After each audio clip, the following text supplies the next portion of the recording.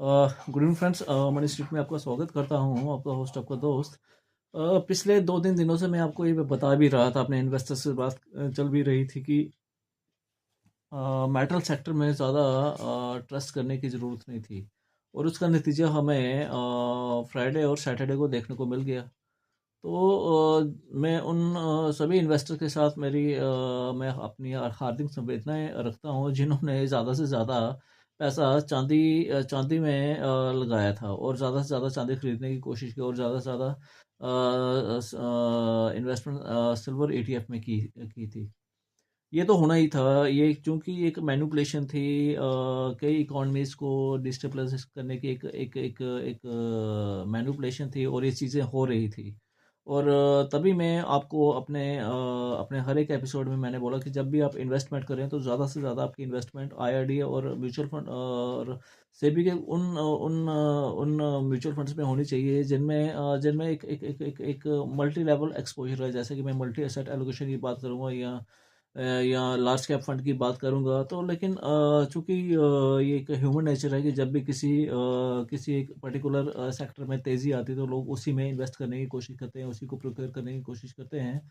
बहरहाल अभी भी मेरा यही मानना है कि अपनी इन्वेस्टमेंट में अपने ट्रेडिशनल टच को ना छोड़ें। उसमें आपको इंश्योरेंस को ज़रूर अपने पूल में रखना है, और गारंटीड और नॉन पार्टिसिपेटेड प्रोडक्ट्स में जाना है।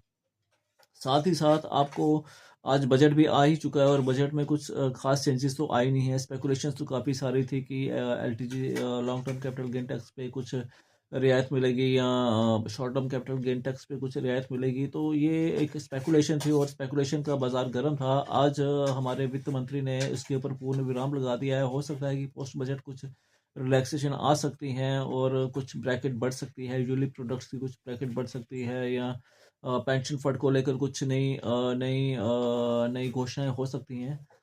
मैं ये ज़रूर कहूँगा आपसे कि अपने इन्वेस्टमेंट को किसी भी मैनिपुलेशन से हर्ट ना होने दें, और अपनी इन्वेस्टमेंट आपको मेटल सेक्टर में अगर करनी ही है तो ये मेरा मानना है कि अगर आप एमसीएक्स में जाके डायरेक्ट खेलें तो वो ज़्यादा बेटर रहेगा। और अगर आप उसमें गोल्ड ईटीएफ में जाना चाहते हैं तो that is another very good options.